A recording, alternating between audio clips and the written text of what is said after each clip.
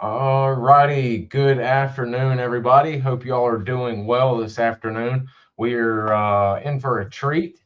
This is one we've third time's the charm, as they say. We've kind of had some technical difficulties both on my end and Mr. Pat Lucas's time, our guest today, on his end the last time. So everything seems to be working today perfectly. So we should be good to go. Fingers crossed, knock on wood. Um, but as I said, if you've, of course, been any reader of SOG or look at SOG pictures, you're going to recognize this name. And of course, when we show photos, you're going to recognize the face. As I mentioned earlier, our guest today is Mr. Patrick Lucas. He was with RT Iowa, and then he was with Mr. Ed Walkoff on RT New York at CCC. So, and I believe that in 1970 time frame. Is that correct? 70, That's 71? all of 70 for me. All of 70. Okay. All of 70. And then he went to first group or was with first group and went to Okinawa. And we're actually going to hear some cool stuff about what was going on during the Vietnam War at Okinawa at a base or a camp on Okinawa known as Camp Hardy, which is going to be a lot of fun and stuff probably a lot of us has not heard about, to be honest. So, first off, thank you for joining us, Mr. Pat. Means a lot. Means a great deal. Well, I'm glad that you're trying to keep the history alive for people that have never heard about it. And that's why I'm on this show. Well, having you here History. sharing it coming straight from you is going to be vitally important, not only for us enjoying it right now, but down the line. Unfortunately, when we don't have you guys, it's going to be of extreme importance hearing it coming straight from you. So I thank you on behalf of the future folks getting into it as well for sitting down and sharing with us. All right. Excellent, excellent. Well, we kind of like to get to know our guests and see kind of where his beginnings were. So we kind of start from the beginning. Where and when were you born? I was born in San Diego, California, uh, April of 1949, April 10. Wow. Okay. And spent all my early years in San Diego County, living in various different cities: Chula Vista, Lemon Grove, El Cajon, Ocean Beach, and stayed there till I was 18 when I joined the Army in January of '68. Wow. Okay.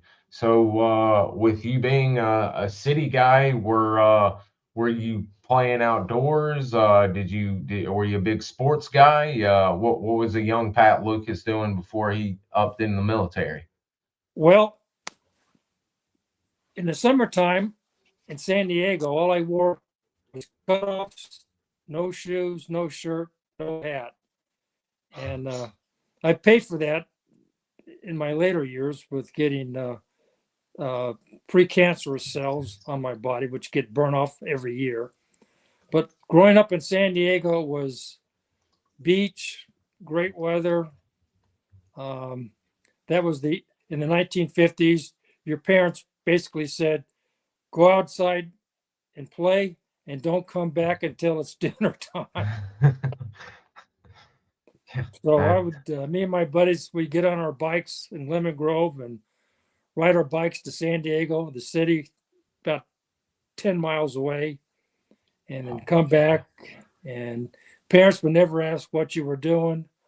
Um, I had an Army canteen. Sometimes we would hike from Lemon Grove to Mount Healy, which was a 5 or 10 mile hike, and stop at Mr. Jensen's and get chased by emus. He had a couple of emus, Oh, like the great big ostriches, and they would chase us around. It was a good time to grow up in the 50s. I mean, it was I just bet different. that I bet that was a really, really fun time to grow up. I mean, when we lived in Ocean Beach, I was 5, 6, and 7. I remember when I was 6 years old in Ocean Beach, I got on a bus by myself, took it to Mission Beach, went to the plunge, which was a huge swimming pool, went swimming, rode on the roller coaster, huge wooden roller coaster at Mission Beach, bought a hot dog for 25 cents, got back in the bus, went back to Ocean Beach and walked home when I was 6 years old. Could you imagine anybody doing that nowadays at 6? Your parents would be locked up for child Yeah. abuse. I mean, it truly is the good old days. I It mean, was. And that wasn't unusual. That was just the way it was. I mean, almost all the dads were World War II vets. My dad was a World War II vet in the Pacific Question, actually. 6th Infantry Division. And all the dads and moms were basically pretty hands off with the kids, at least the group that I was with. So I think kids develop a sense of independence right off pretty early on at that era. Mm-hmm, mm-hmm. Absolutely. Wow. And did with your dad being in the military, did you speak about it? Did you watch any of the TV shows or movies growing up, or? Yeah, Combat was my favorite show with Vic Morrow. Mm-hmm, mm-hmm. And when I was 8 or 9, my dad told quite a few war stories that he had experienced in Luzon and New Guinea. Whoa. And they were fascinating to me. And for whatever reason, but by the time I was 8 or 9, he never talked about the military again. But I remember just sitting in the living room, listening to Dad talk about the combat situations he had been in. I'll relate one that I remember pretty distinctly. He had a buddy called his last name was Forrest, so they called him Woods. My dad's initials were OWL, Olin Wayne Lucas, so they called him Al or Hoot.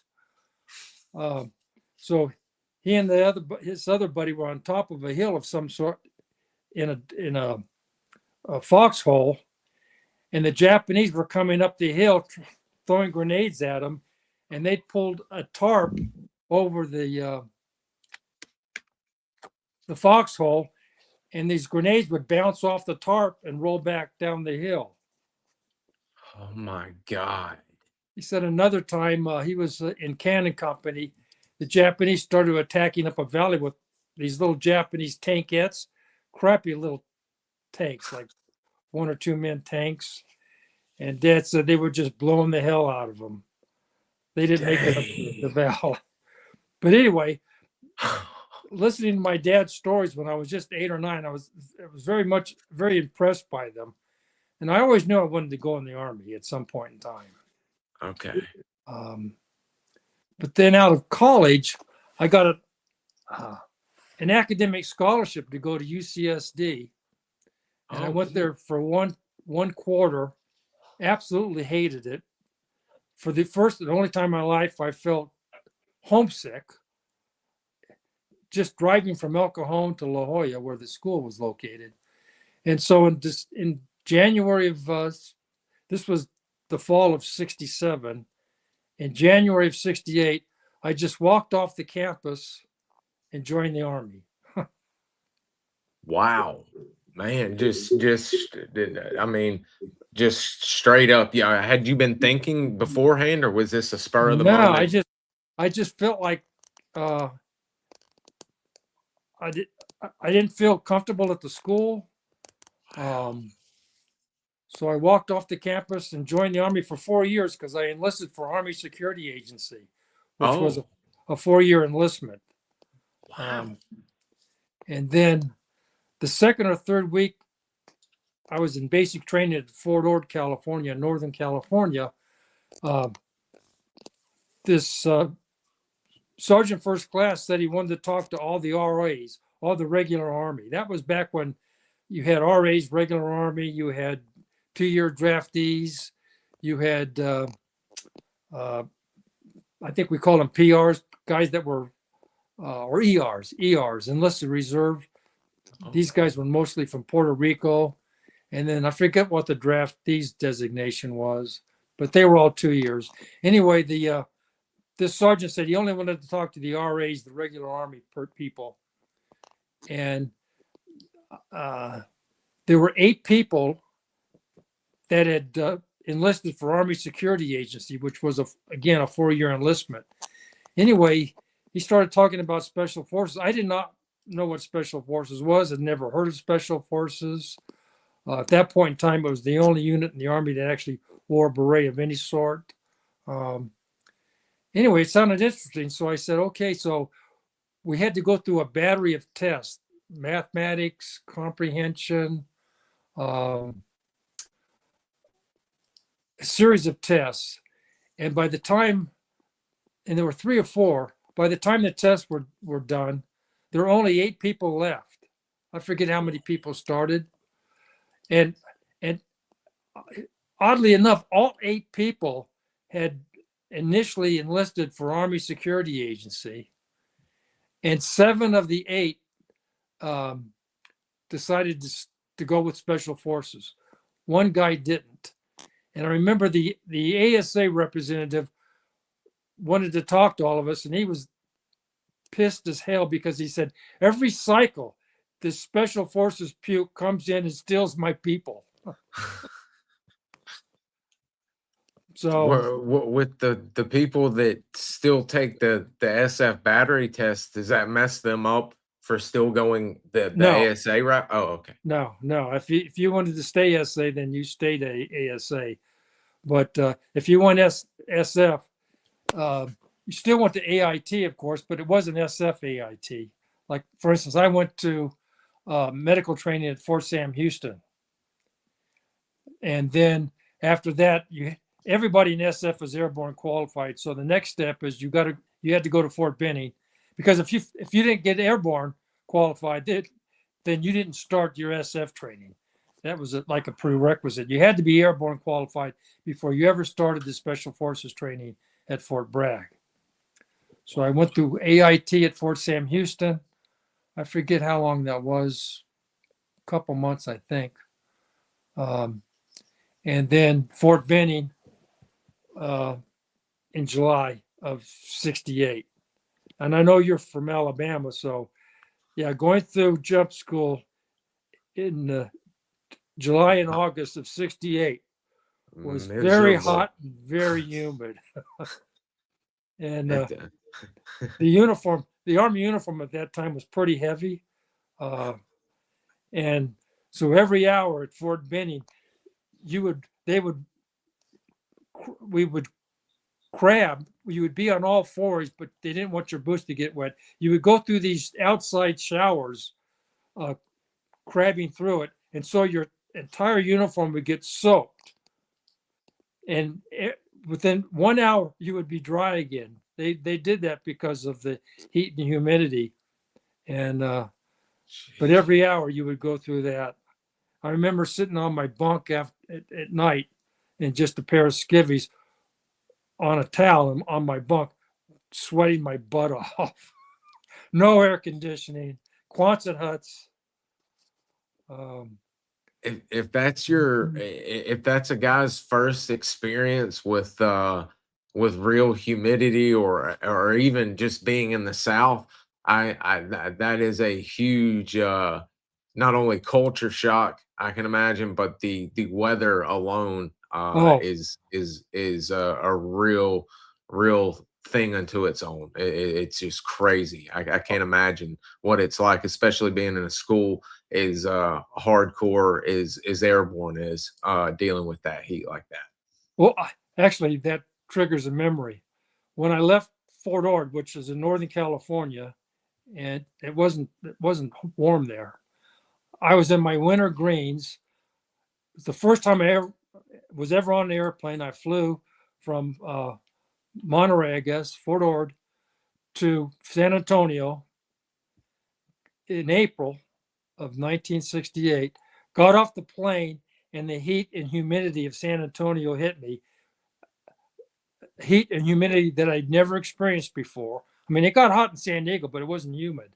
And first and only time in my life, I thought I was going to faint when I got off that airplane in San Antonio wearing my winter greens. Oh, it is. I mean, it's hot and the humidity is just as bad. People will think, oh, I can deal with a little bit of humidity. I mean, it's not. It is absolutely just as equal to the heat. I mean, you are soaking wet. I mean, it was a real shock. I can imagine so, and especially like I said, back in y'all's day, I can imagine they were putting smoke in y'all, putting y'all through it. Yeah. And then when I went through jump school, at that point in time, I was told it was the largest jump school in the history of Fort Benning. Wow. The largest class. Yeah, the largest class. I think they had the Texas National Guard going through at that time. This was in, again, July, August of 68. And it was a huge class. We actually didn't do some of the things that you normally did in jump school because of the class being so big, like the part where you jump out and you go down, I guess, like a suspension line, and then do a PLF. We didn't do that. There was just too many people. Too many people. Dang, that must have been a huge class then if they weren't even doing that. Wow. And Do you want to hear the funniest jump story ever? Absolutely, please. Okay. So it was my second or third jump, and everybody, I mean, this was back when you were making the jumps out of C-119s, the flying box car. Wasn't supposed to be aerodynamically possible for these things to fly. But so I'm going to start with the very first jump. So you shuffle in to these C-119s, and they start revving up, and the whole plane is vibrating like hell, and your feet are vibrating, and I'm looking at everybody, and everybody's got this tight expression on their face, and I was so fascinated just looking at the tension and fear on everybody's face that I forgot to be afraid myself. So I guess that helped though too. Also, yeah, it helped. So the plane takes off, and one of the things they taught in jump school was when you jump out, don't look at the ground. Look at the horizon. So my first jump, and I'm coming down, and this was back when the parachute was a T10, which was not maneuverable. Just, basically it went where it went where it wanted to go. So anyway, I've jumped out and everything's deployed okay, and I'm looking at the horizon, and I slam into the ground, and I thought my spine was going to go up through my nose. I never did that again. From that point on, I would look directly at the ground, and about 10 feet from the ground, I would get totally relaxed and do a parachute landing fall. But I don't know why they said look at the horizon, because you hit the ground unaware that you're about to hit the ground. Bad I guess advice. maybe people I can imagine some people are probably panicking looking down, and they may have thought that would cut down on maybe, I don't know. That's probably the reason. I don't know, but for me, it was the worst advice. Look at the ground, get totally relaxed, and do your PLF, and everything would work out. So anyway, it's the second or third jump, and sticks are coming over constantly. Like I said, this was a huge class. So I was on the ground, and the C-119s are going over, continuously going over, and people are jumping out. And they had something they called 0 week at jump school. 0 week was you would put on KP, kitchen police. You would be assigned to drive 2.5s or ambulances. It was just, it was the week before jump school, and they were keeping you busy. Shore so- week, kind of. It's called 0 week. I didn't have to go through that, but this class had a 0 week for some people anyway. So I'm on the drop zone. I've rolled up my chute and I'm walking back, and there's absolutely no wind. And they would have ambulances parked on the drop zone, typically driven by young guys that weren't too familiar with driving. And I'm looking up, and the instructors wore black hats with megaphones. And on the left side of this ambulance, there was a black hat with a megaphone. I could see both of them myself, but they couldn't see each other. And there was one on the left and one on the right side, a black hat with a megaphone. And this guy that's coming down is headed straight for the ambulance. Straight for the ambulance. And the black hat on the left side with his megaphone is saying, slip to the left, slip to the left. So this guy would pull his risers, and then nothing would happen. The guy on the right side would say, slip to the right, slip to the right. So this guy's going back and forth, pulling on his risers, and he's just going straight for the ambulance. It looks like, I mean, several hundred feet before he's going to hit whatever, I think the black cat on the left side comes up with this, and he's really excited. He's got his megaphone, and he's shouting in the megaphone to the driver, get this ambulance out of here.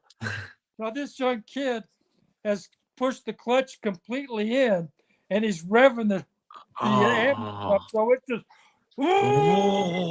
going nowhere. Get this ambulance out of here. The kid is just completely scared. Slip to the left, slip to the right. The chute is still coming straight for the ambulance. Finally, the guy hits right on top of the ambulance. These are big square-shaped ambulance. Does a perfect PLF. Jumps up. He's so excited about what he just did. He's actually doing a dance on top of this ambulance. Oh, no. At which point in time, the driver pops the clutch. Oh. The ambulance shoots forward. The guy falls off the ambulance and breaks his leg. No. They then take him to the hospital in the very ambulance that he landed on. Oh my God. What are the chances of that? I thought if I ever make a movie, I'd have to include this in the movie. It was just unbelievable. That is correct. I mean, we see the videos nowadays because all the cameras of young guys going right into the ambulance, but to land on the ambulance and then think you're good to go, and then oh God, that is movie worthy. But this could only happen if you were in a T-10, because the T-10s didn't have the orifice in the back. So I mean, if it was dropping down, it was dropping down. It wasn't going left to right. I mean, I don't see how that could possibly happen nowadays, but that was an interesting experience. And then another experience that I remember from jump school was they always got us up really early in the morning for whatever reason, like 3 or 4 in the morning. Ooh. And then you'd go outside and some guys would stay behind to clean up the barracks. But typically, you just try to go to sleep for an hour or two before formation, which you would do. But one time, this lieutenant was going through, and they didn't like people sleeping outside. And he comes up to me, and there's somebody was sleeping right next to me. This is outside. And the lieutenant says, "Wake that man up." And I just snapped my fingers and pointed at the guy. He woke right up. And the other thing that I remember from jump school that was really weird was we were all in formation marching early in the morning before it got really hot and humid. And like I said, maybe hundreds of guys. And all of a sudden, somebody started singing, "Vietnam, Vietnam." And everybody started singing it. And we'd never sang this before. It was the eeriest thing to have all these young guys just marching in pre-dawn, and they start singing about Vietnam. And then just out of the blue. No, Out of the blue. Out of the blue. It was weird. You mentioned earlier being a medic. Was that your SF MOS? Was being a medic? No. Oh, I don't know why they sent me to medical, because if I stayed with ASA, I'm sure that wouldn't have happened. But since I dropped ASA and went the SF route, I guess they just picked an AIT. So when I got to training group, Special Forces training group, I went commo, not medic. I didn't want to be a medic. I think I told you before. I didn't like the combat medical badge. If I was going to be in combat, I wanted to get a combat infantryman badge, which I thought looked a whole lot cooler than the combat medical badge. So that was my basic reason for changing. And also, you had no problem. If you wanted to be SF combo, you would get SF combo, because nobody wanted to be combo. So that was an easy MOS to get. So that was my 05B was my Special Forces MOS combo, not medic. and is excuse me, is your SF MOS specialty school? Is that after jump school, or was that After. before? Yeah, but remember, you have to be jump qualified before you even start the Special Forces training. Okay. So after I got my jump wings in the summer of '68, then I went to Fort Bragg to start my Special Forces training. And that was, I remember the bus ride from Fort Benning to Fort Bragg. It was a bus drive. I'd never been in the Deep South before, and that was an interesting experience on that bus, driving all the way from Fort Benning, Georgia to Fort Bragg, North Carolina. That was quite an experience in 1968. I'm sure it's a lot different now, but it was extremely rural. Back in the boonies. Yeah. So question: do you have your iPad charged or to a charger? Yeah. Oh, okay. It's at 81% right now. Okay, I just wanted to make sure we didn't lose you mid-interview. Sorry about that. Okay. I think it's good. So the guys have mentioned, we've had a few guys that were commo that was their MOS, and it seems like I mean, it's a pretty tough school. I mean, Morse code and all of that we've heard is very, very difficult. Well, I can talk about that, because it was a 6-month school. I was active duty for 4 years, and then I was in the Special Forces, 12th Special Forces group for 6 years, active reserve. But the point is, the entire 4 years I was active duty in the Army, except for 1 or 2 months in Vietnam, I never used the MOS. Wow. But let me talk about commo training. I forget how many months, for 6 or 8 hours a day, they would put you in a building and you would just hear Morse code. And you had to do something with your mind that was really strange. To be SF qualified in commo, I think you had to be able to take 18 groups a minute. Each group was 5 characters. And it's not like it in Hollywood where they have Morse code coming over the air and the guy's going, "Oh, we must go south." That is beyond ridiculous. Only Hollywood could come up with something so stupid.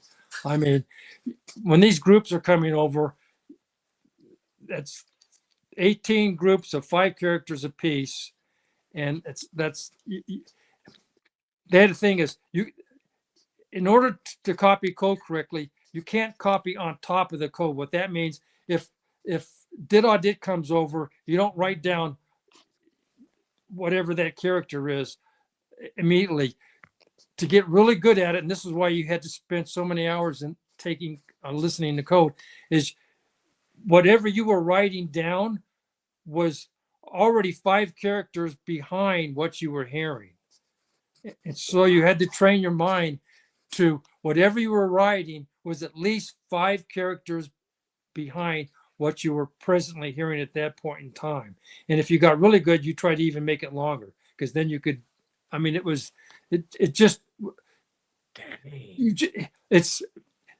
it made me realize that your mind is capable of doing stuff that's really strange, that you're totally unaware of. Like, it's really hard to describe how you can get your mind to do that, but it took a lot of training. I can't do it now, not even close. I can see why it's 6 you have to- months of intense training. Yeah, you have to keep hearing and doing Morse code, sending and receiving, to keep that mindset, because it's so alien to a person's mind. And a lot of people couldn't do it, and they would flunk out. In fact, a guy that I got through Fort Ord with basic training, AIT, and jump school, Phil Dryden, he couldn't do it when we got to special forces. He just could not do that.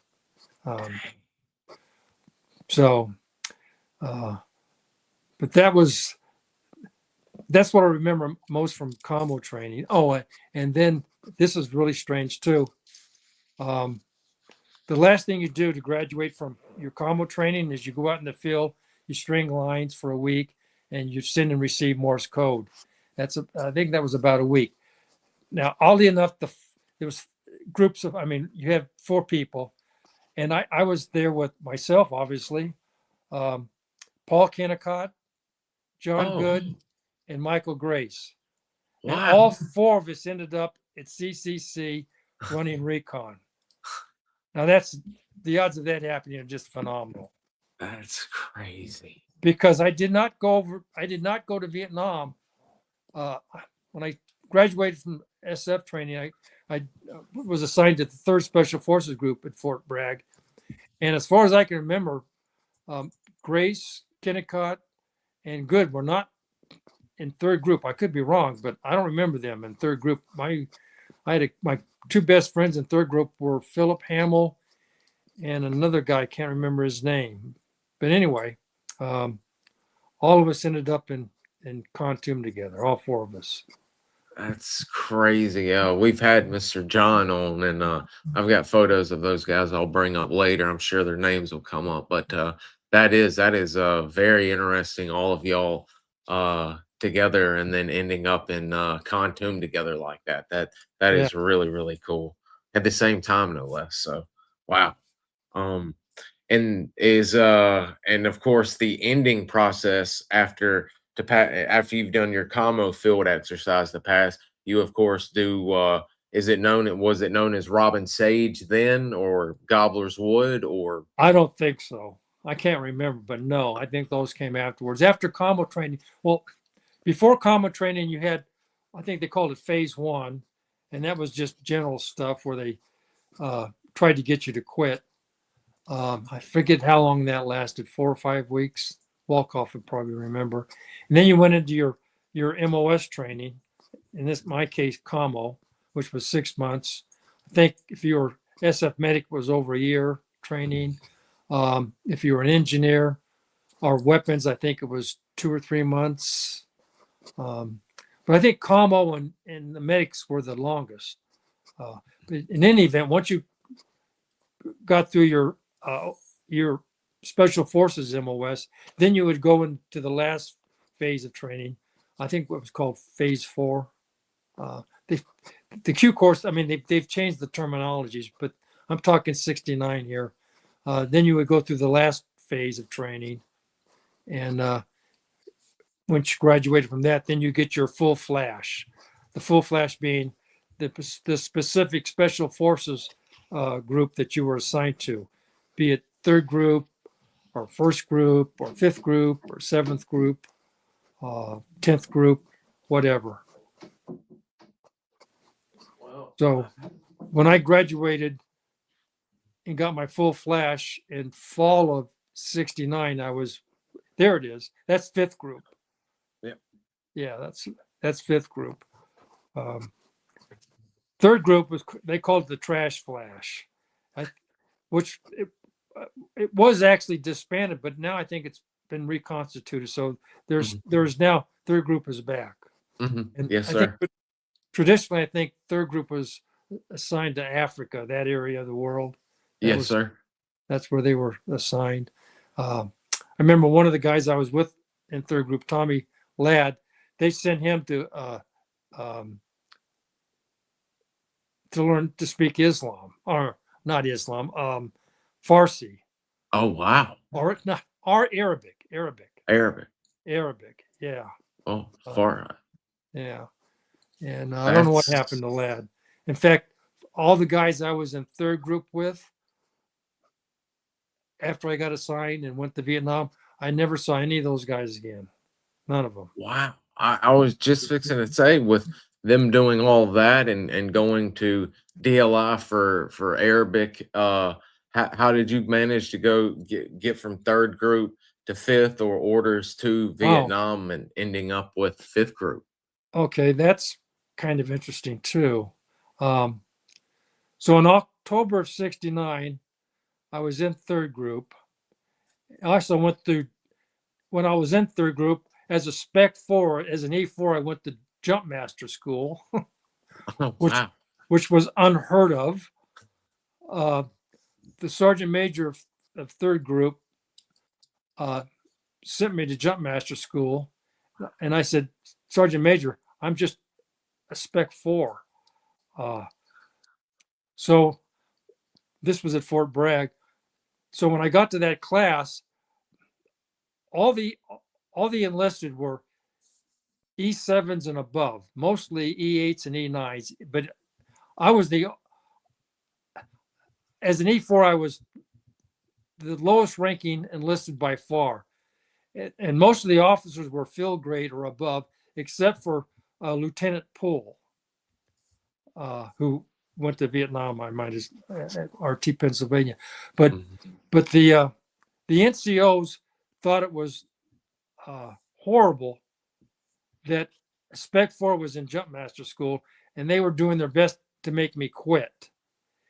And as the lowest ranking officer, Lieutenant Poole, if he hadn't stepped in and started shielding me from those NCOs, I don't think I would have made it, because they were offended that an E4 wasn't going through Jump Master School. And it was because of Lieutenant Poole that I got through it. Wow. I had the utmost respect for Jerry Poole. He's a great officer, a great human being, and of course he died in Vietnam with, I think, RT Pennsylvania. Yes, sir. Unfortunately, so. His father, Lafayette Poole, was considered the tank ace of the United States Army in World War II. Holy cow. Lafayette Poole. Wow. He's that character Fury, I think, might be based on him. Yeah, that could be. I don't know, but he survived. His father, Lafayette Poole, came from obviously a military background. Great officer, dad, phenomenal soldier as well. But I digress. So in October of '69, I'd only been in third group maybe a month. And I remember calling my parents, telling them it was highly unlikely that I would get sent to Vietnam. I did not volunteer for Vietnam. And about a week later, I got levied from third group to go to fifth group. And there were 25 of us from third group that were sent over on the same plane. And they had the ugliest stewardesses I've ever seen in my life on that. It was a commercial flight. They were so, I'm only telling you this because in the future, I'll get back to this, but they were the poor, ugliest women. I mean, 4 or 5 of them, I forget. And they've got a whole plane load of special forces guys on their way to Vietnam, and did not go well for them. I can imagine that was a rowdy flight. But but in the last phase of my special forces training at Bragg, we were in this big auditorium, and on the dais, there was a special forces soldier.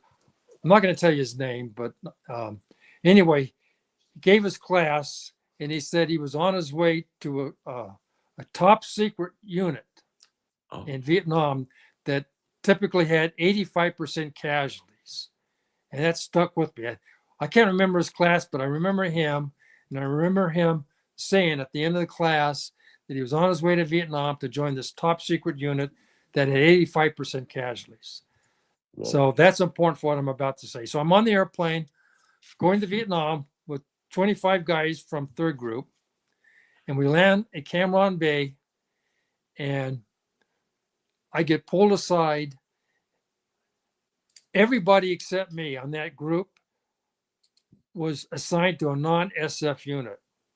101st, I think the 5th Mech, whatever.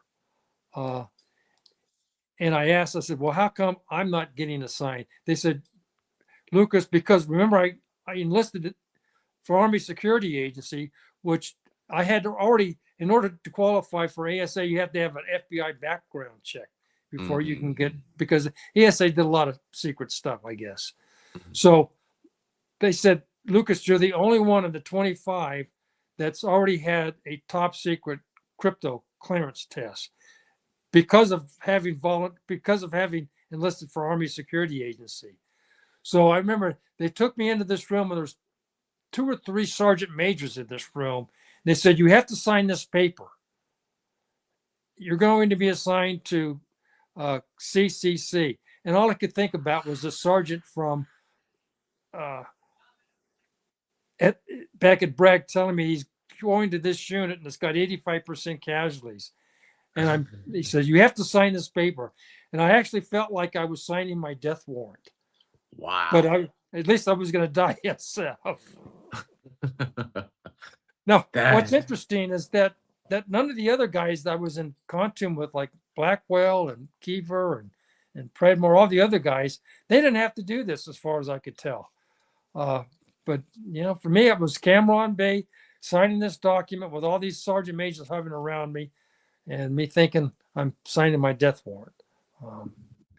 And then I was sent, I think, the train for a week or 2 before I got actual orders and got shipped to Kontum, FOB2. Wow. So it wasn't too much waiting around. It happened fairly quickly then. Yeah, fairly quickly. That's where I met Mike Blackwell, became my best friend in Nam. He got sent 2 or 3 days ahead of me for whatever reason. And I've got a lot of Blackwell stories. He's a great guy. I've managed to make contact with him, and he's a great guy. Yep, There's yep, Mr. there he Mike. is. There he is. There's Mike. Yeah. So when you finally get to Kontum, what's the first process? Do you have to go check in with the colonel, or No, I got flown in, and then I got on a Jeep. No, I got on a Huey. Anyway, when I arrived at Kontum, I can't remember if I arrived by Huey or Jeep, but it was just I was by myself, and I had Sergeant Hayes, Baby Huey, who was in Como. I guess that's why, because they assigned me to Como right off the bat, because that was my MOS. So I was met by Sergeant Hayes and a captain who I never saw again. And what struck me is that this captain was wearing a necklace with this war medallion. And I thought, this is really, this captain's got this gold necklace with a war medallion hanging off. And there's the war medallion. His gold chain wasn't quite that long. It was the war medallion was up closer to his neck. And again, I never saw him again. But so when I got to Kontum, I was assigned to Como, And I went to Leghorn for 2 weeks, which was a secret radio site in Laos. It was in Laos on Leghorn, this secret radio site, that I first fired an M16. I'd never fired an M16 before. You know, they talk about, you know, how elite all the training is, and it is, but, you know, here I am, Special Forces qualified, and I never fired an M16. So, Jeez, that is crazy. That's your first time first firing. one on Leghorn. And then after I got done with Leghorn for 2 weeks, radio relay site, where I started eating 1 meal a day that I kept up for most of my life, one lerp ration a day. I think then they sent me to Dak To for a couple weeks. Ooh. Radio relay site. And I only remember actually being in a combo bunker maybe once or twice. And I hated it. It was 12 hours on and 24 off, or it was 12 and 12. I forget, but the routine was brutal and I did not like it. And so anyway, to have access to the TOC, the Tactical Operations Center, you wore this badge, this big badge. So yeah. So we got to go back to, I went through training group with a lot of different guys, one of whom was Michael Grace, codename Blue. And I gone through combat training with Blue. We had gone through the week-long training exercise out in there's Blue right there. And so I go into the Club? NCO club where they had a pool table, and there's Michael Grace by himself, Blue, my buddy from Fort Bragg that I gone through combo training with, and he's been over, he's ready to shoot, and he's got his pull stick, and I walk in and he looks up very coldly, and I said, "Hey Blue, you want to shoot a game of pool?" And he looks up at me and he says, "I see you have on your RINF badge." RINF was the acronym for Rear Echelon Motherfucker. He would not shoot pool with me. He was recon. I was a RINF. The fact that we were good buddies back in Bragg, gone through combo training, didn't cut any mustard. Now it's Snob. He's going on the ground and I'm safe back in the TOC as a RINF.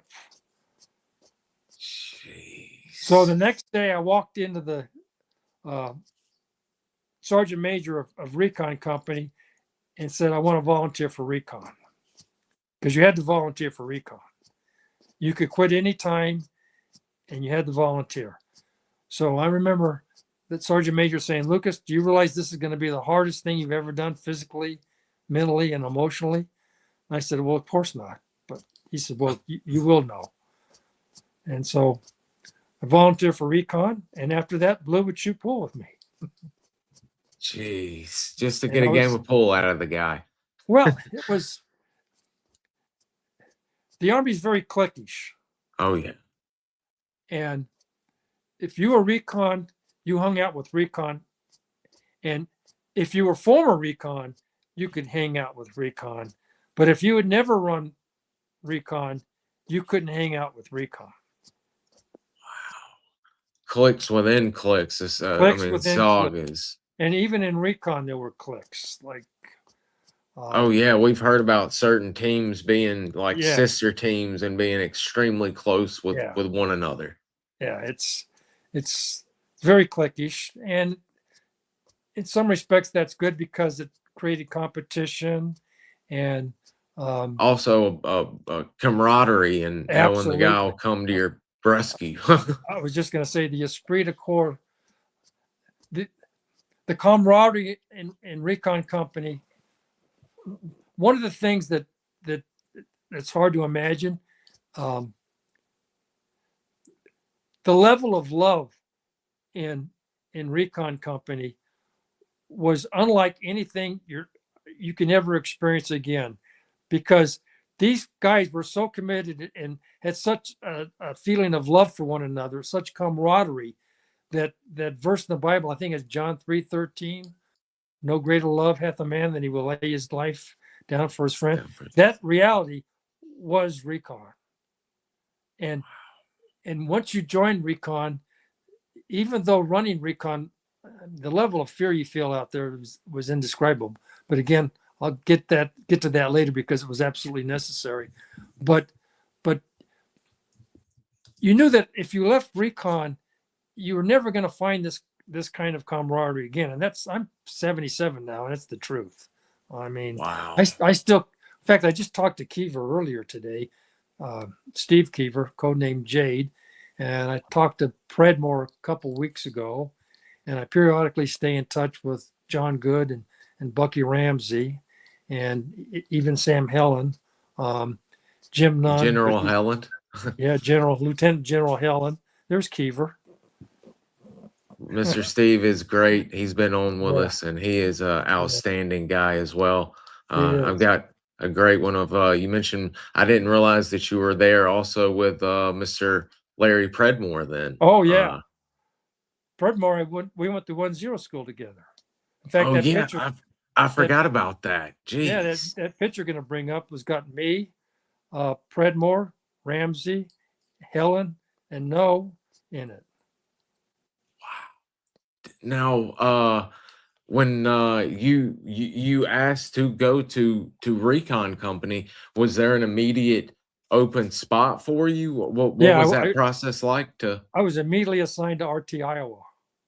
Okay, RT Iowa. Then what was the team? Or first off, actually, I should know because it's very interesting. Going into Recon, did you have a code name that you went by? Cool Hand.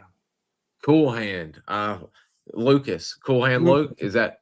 Yes. And how did I come by that? Well, first of all, I watched the movie Cool Hand Luke in 1967 in El Cajon when I was 18 years old.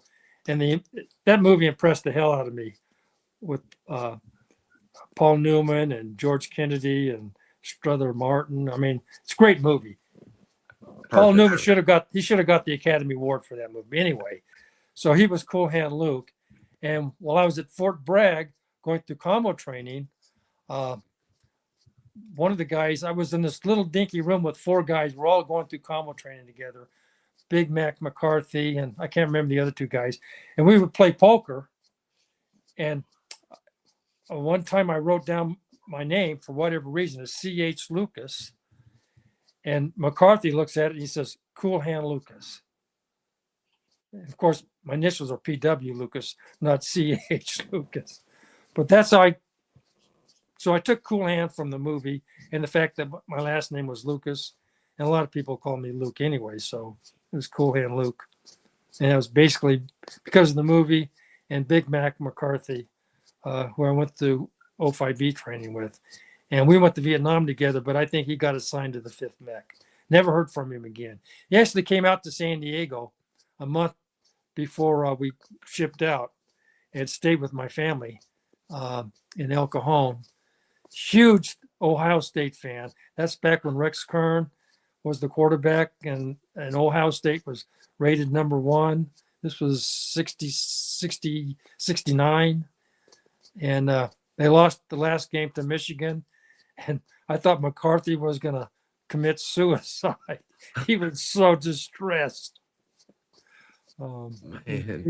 Big Mac. Oh, well. Yeah. So, yeah, I was assigned to Iowa, codenamed Cool Hand. We had Richard No was the 1-0, and Clarence Hebron, codenamed Squeak. I don't know what No's codename was. There are only 3 Americans. There's Squeak. Great guy. Squeak took a lot of the pictures of me, by the way, that you've got. He's a great. Wow. He was a great photographer. Yeah. The one picture was just me with wearing a black sweater, which I still have. I think Squeak took that picture. Yeah.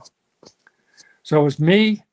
I was the 1-2. Again, No was the 1-0. Squeak was the 1-1. And I was the 1-2. and I think we had 7 or 8 molten yards on Iowa. There's a picture of me and Gazetta with all the yards. And there's another one. That was one of our, this was all Iowa. There's one where I'm in the middle. I don't know I if you think have I've that. got that, and I think it. Let me see if it got- might be. Just me and Gazetta on the yards. This is Oh, the month that the Gazetta and I pulled guard duty for about a month on the berm. oh dang, I did have it. Shoot. Let's see.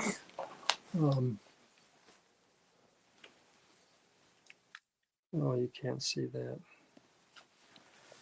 Oh, here we go. I've got it, but it's blurry, but you can nonetheless tell it's you. There's you and Yeah, that's it. Yeah. There's I'll- Gazetta I'll- on the right. yeah, I'm in the in middle. black. I'll clean that Yeah. up. And I was curious about when I first saw this, is that an actual white uniform your Indige is wearing?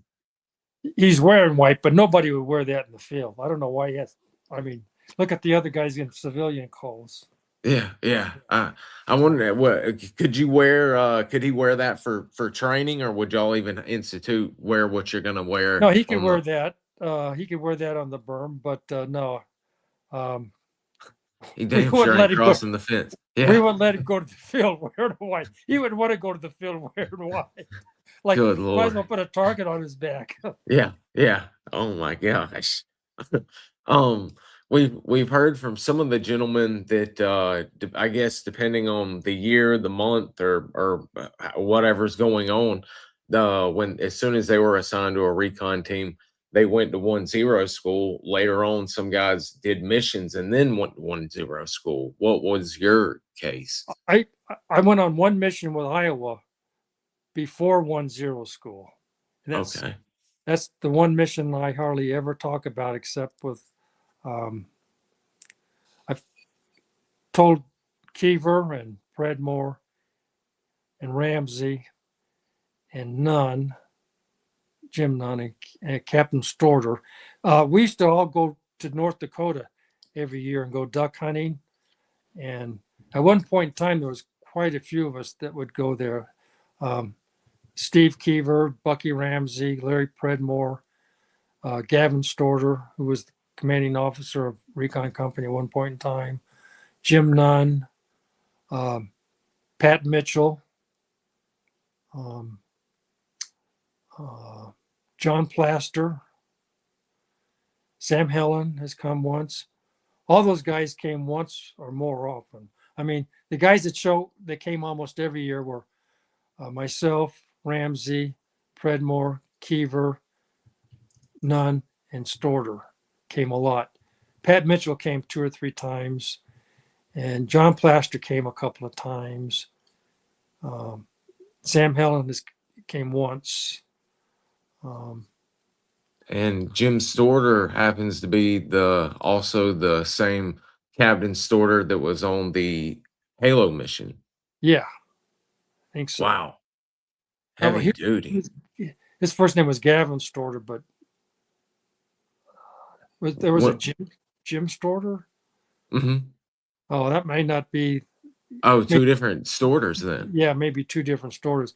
But Gavin Storter, the guy was like, he had a million stories. I mean, back in North Dakota, we'd be sitting around drinking beer. He'd just have us in stitches. He'd just be. I mean, he was initially, he was an NCO, and he became an officer, and he was a character. He's gone now.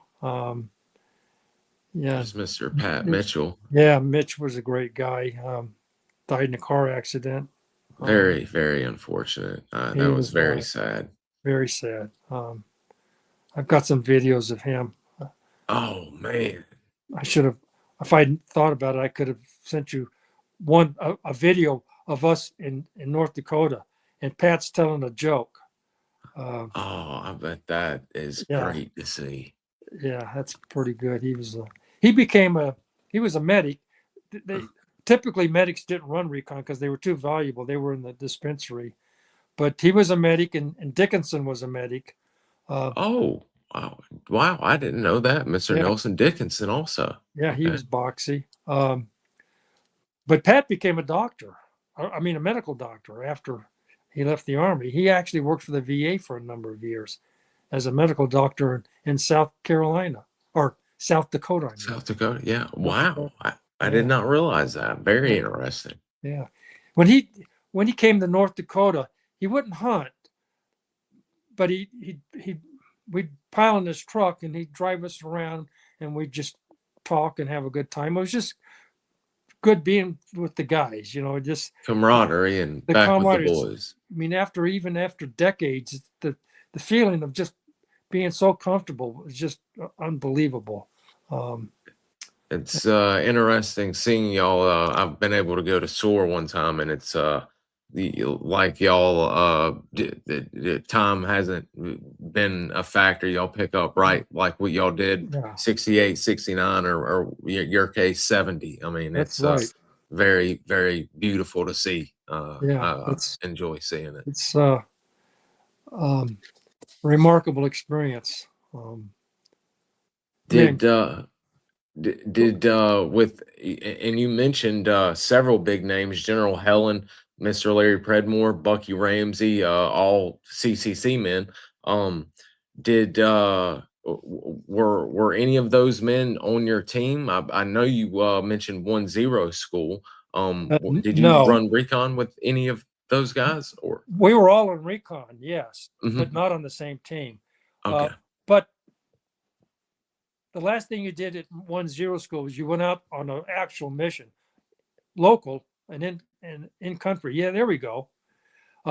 So Predmore's on the left, and that's Predmore. That's Captain Kano.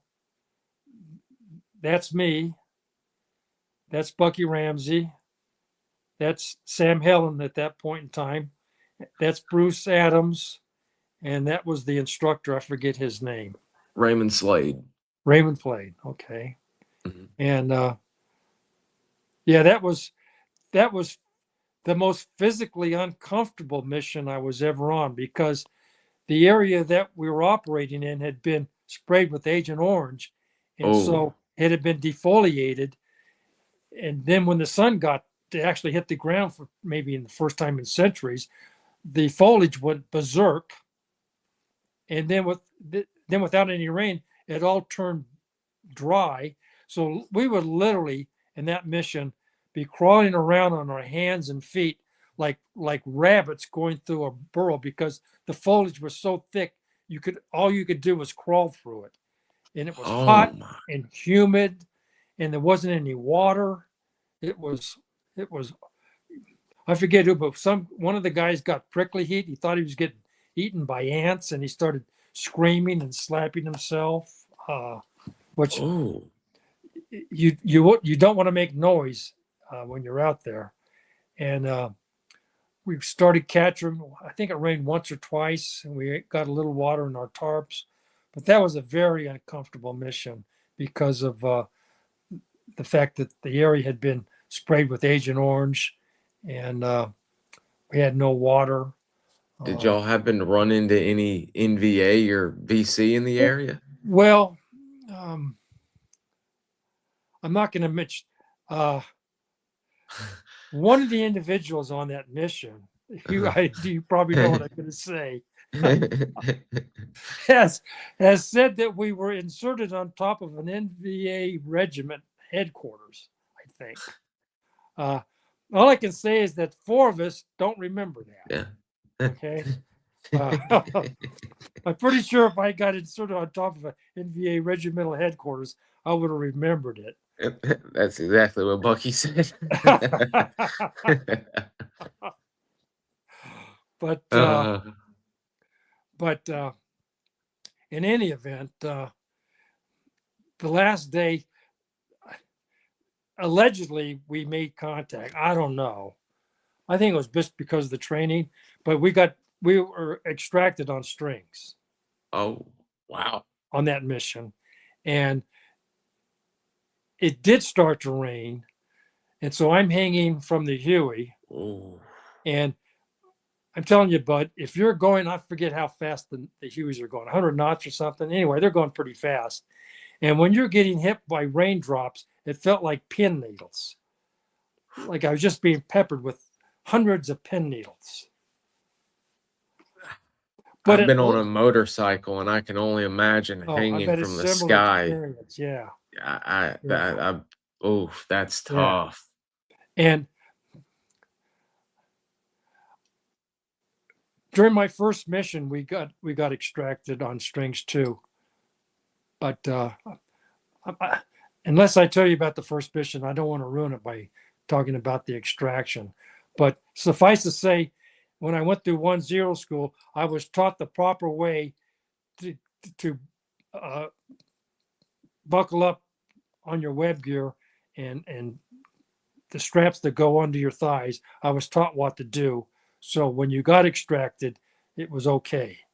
I was not given that instruction on my first mission, since I had not gone to 1-0 school, and nobody bothered to tell me the proper way to get hooked up to get pulled out by strings. And was that, did this time, were y'all utilizing the stable rig The for stable, extraction? yeah, the stable Oh man, were well. not knowing that, yeah, I can only imagine. Do you It want to coming hear down. I could. If I could I don't want to, if you don't want to go into detail, sir, I don't want to make you share it no, publicly. it's like Kiefer says, it's probably the funniest and in some respects tragic first mission he's ever heard. Okay.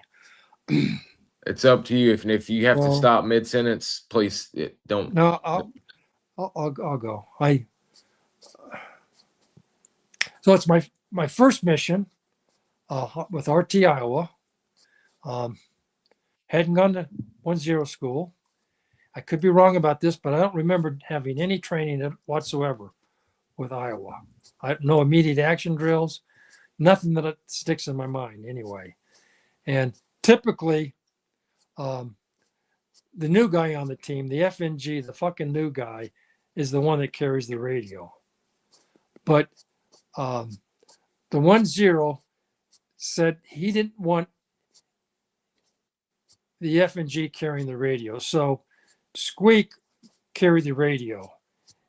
And I was basically, as the 1-2, in charge of the rear element. The 1-0 is in charge of the forward element. And Squeak, the 1-1 is got the radio. So we get inserted into Laos. And I can't remember if it was the first or second day, but early on in the mission, we set up just before dusk into our RON, remain overnight position. And I'm pretty sure we were set up on a ridge line on a high-speed trail. So everybody's in a big circle. Everybody's got their claymores deployed.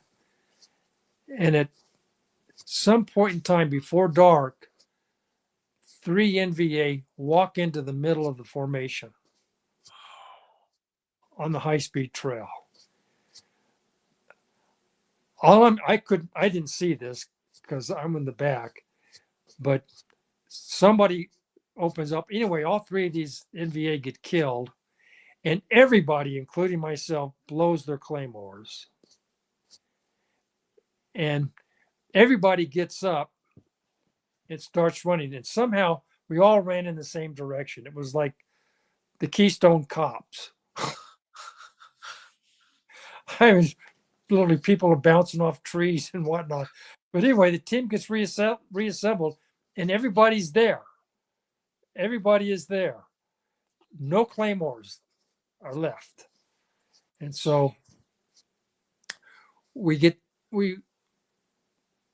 reconstitute and go into another RON. By now it's dark. And of course, by now, all the NVA in the vicinity knows that that were around someplace, because we just blew away 3 of their guys, which I never saw. So we go into RON, and typically under triple canopy, you don't have to put anybody on guard duty because it's so pitch black you can't even see your hand. There's no point. I mean, the only reason those NVA walked into us is because, first of all, it wasn't dark yet, and they had no idea we were in the area. I mean, they're supposed to be safe. They're in Laos. So next morning rolls around, and we immediately start hearing trackers and gunshots. So we know we're in a bad way because we're already getting picked up. So we start to move. The point man, who at least 2 days prior to that, he'd been in the hooch with me, and the Montagnards were fascinated with the West. And I was going through a magazine with him, just showing him different pictures. Anyway, the point man gets hit with a B-40 rocket right in his chest, and he's killed. Once again, the whole team just explodes.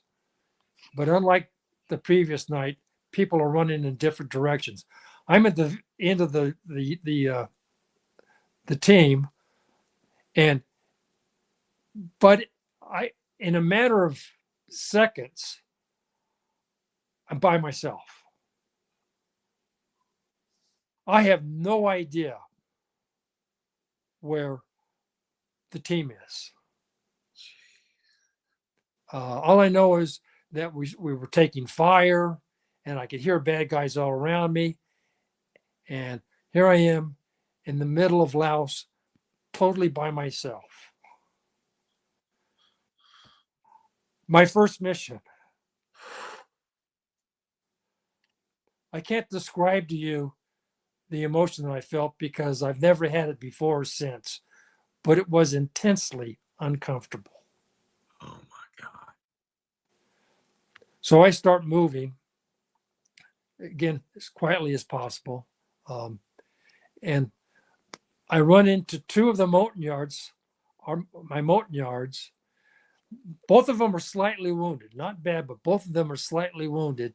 And they're in this thicket. And I didn't speak, I forget which dialect, Rade, or I forget which dialect they spoke, but whatever it was, I didn't speak it. They didn't speak English. So I'm trying to get these 2 yards to come with me, and they would not budge. They were so terrified, they would not budge. And I said, well, I'm not going to stay here. I'm moving. So I started walking up a very small stream bed. And I'm still hearing people all around me, but I'm moving pretty quiet. And I move into a bamboo thicket on the stream. And I walk to my left, right off the stream, in the middle of a bamboo thicket, and I discover a shallow depression, almost like a ready-made foxhole. So I thought, well, this is a good place to defend. I'm in the middle of this bamboo thicket. I can't see them. They can't see me. I've got a little bit of cover here. I'll just wait for developments. Then I start hearing bad guys all around me. And that feeling I had got even worse. But then it changed. I got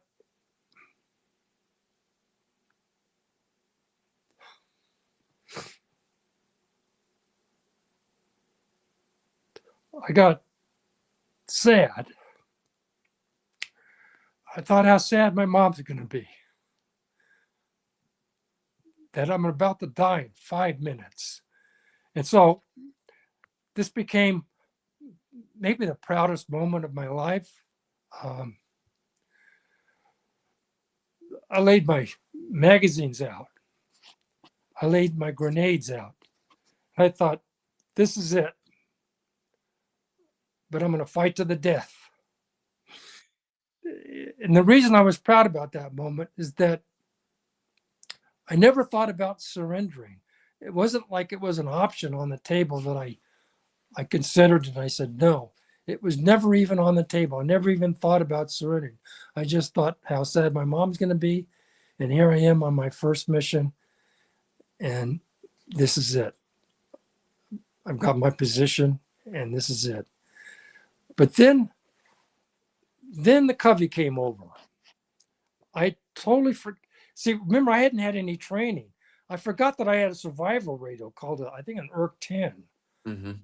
And Covey comes over. And I thought, wait a minute. So I pull out the ERC 10 and I start communicating with him. And the Covey writer says, I said, cool hand. I forget the Covey writer's name at the time. He comes back and he says, cool hand, pop smoke so we can locate your position. Throw a Willie Pete. A Willie Pete is a white phosphorus grenade, and it makes a thick white cloud of smoke, very thick. And it's designed, and it actually is so thick it can go up above triple canopy. It's so thick. It's also very heavy. I had never thrown a Willie Pete grenade before. Willie Petes are very heavy. And so, fine, I pull out my Willie Pete, I pop it, and I throw it. But since I'd never thrown before, I didn't throw it very far. I didn't realize how heavy it was. And I'm in a bamboo thicket, bud. And I throw this Willie Pete, it starts the bamboo thicket on fire. Oh my God. And the Covey writer says, cool hand, is that you in the middle of that fire? I said, yes. So the gunships start coming in, making passes. I can't remember if some A1E Sky Raiders came in, but there's a lot of support comes in and they're laying down a ton of fire right and left. And then the Huey comes in. And I remember the door gunner had a huge handlebar red mustache. And he was grinning like a son of a bitch. And afterwards, I realized that even though being in the middle of that firestorm, it was providing such a lot of thick smoke that it was obscuring the helicopter. So it was probably a good thing because we didn't take any fire, I don't think, from the helicopter. And the door gunner, he's grinning like a son of a bitch, red handlebar mustache, huge, and he's blazing away with his M60 machine gun. And he's grinning the whole time, just hammering with that M60 and grinning. Well, they couldn't set down, so they dropped strings. Now, remember, I have not been to 1-0 school. No one told me how to use a stable rig, just rudimentary. So I pull the two straps loose on my back, and I bring them up under my crotch, and he hook them up, snap them up to the D-rings on the front of my harness. And the door gunner or the crew chief gives me a thumbs up. I give him a thumbs up. I've got my car 15 shouldered on my shoulder and still got all my gear. I like to think I picked up the magazines and grenades, but I don't remember. And the chopper lifts off. Well, what do you think those two straps, I'm standing up straight. The chopper goes up, and the two straps underneath my crotch immediately come together, and all the weight is being supported on my balls. Oh. And then the chopper takes off and heads for Dock Toe. It felt like someone had a Ronson lighter underneath my crotch.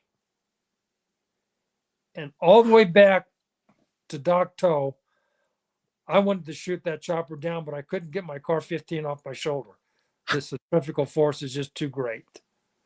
Well, for those people that don't know, when you strap into the stable rig, you're supposed to squat down, and the two straps go across your thighs and you hook up. So when the chopper pulls up, all the weight is on your thighs.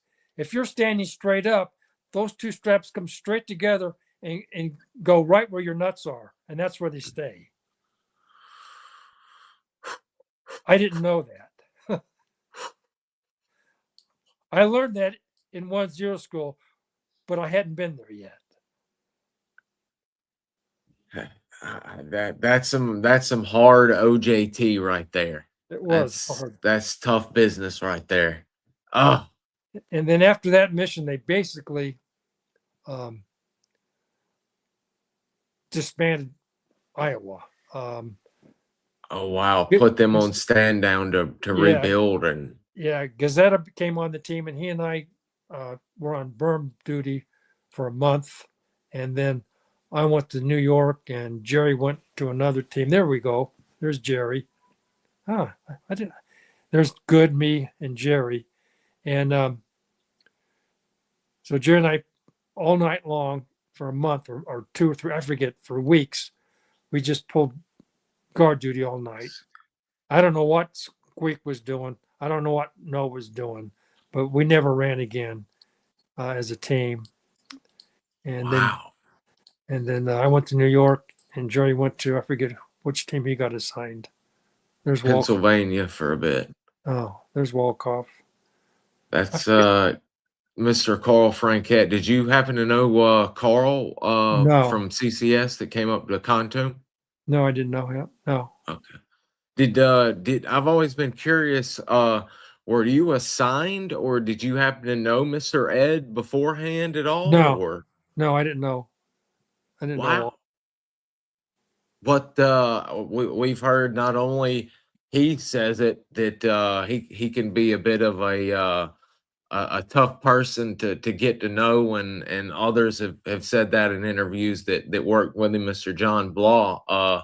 What was your meeting with Ed like, shall we say?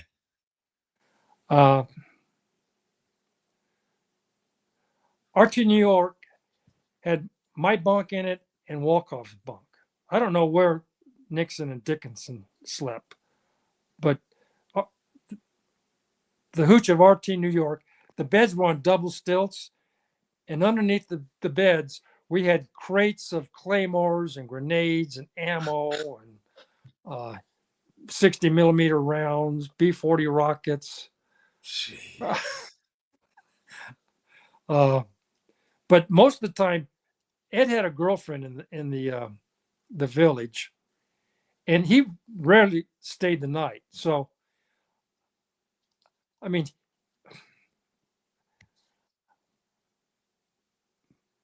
so that's interesting, because I've heard that that Ed had his room, and I've always tried to figure out where the heck Mr. Larry lived, because I've even Mr. John Blah said that he doesn't remember Mr. Larry ever living with them in the New York bunk team room area.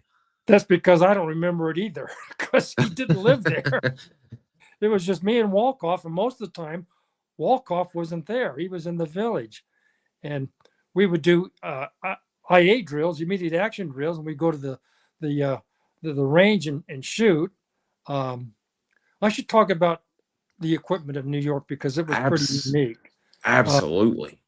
I mean, there were basically 3 philosophies of how a team should be constituted that ran recon. Some teams advocated going really light with just 2 or 3 Americans and 3 or 4 yards. Some said took a moderate position. New York went heavy.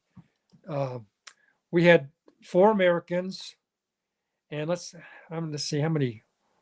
1, 2, 3, 4, 5, 6, 7, 8. At least, we had at least 8 molten yards, if not 9 or 10. Ed would probably remember that better than me. But we had at least 8 molten yards and 4 Americans. And Wolkoff carried an RPD. Dickinson carried an RPG and Wolkoff had designed from mountain rucksacks. This is when Velcro first started to come out. He designed 2 different backpacks, rucksacks. One of them with Velcro. You could pull on the Velcro, and this whole thing, the whole back would come apart. And in one of them, we had B-40 rockets interlaced back and forth so the fins didn't hit each other. And on the other one, we had 60 millimeter mortar rounds situated. Yeah. There's the rocket.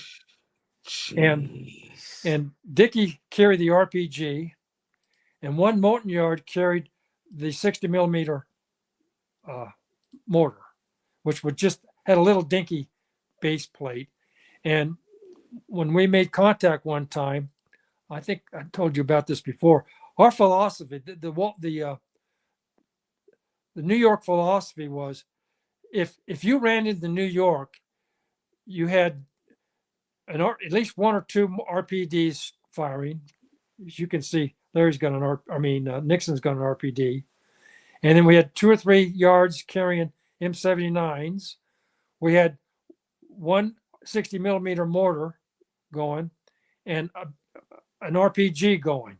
And our philosophy was no recon company is supposed to sound like this.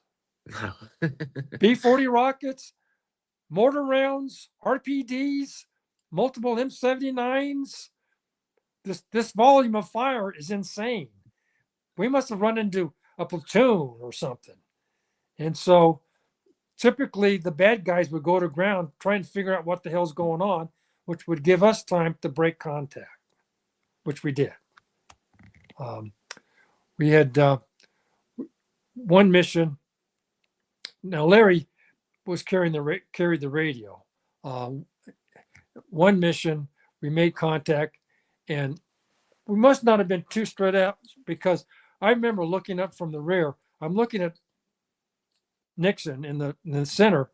Nixon, of course, was black, and his eyeballs looked like cue balls. They were so wide. I think it was the first time we'd ever made contact with Larry on the team, and he just had these great big white eyeballs showing out of his black face. I mean, I could see it from like 10 or 15 yards away.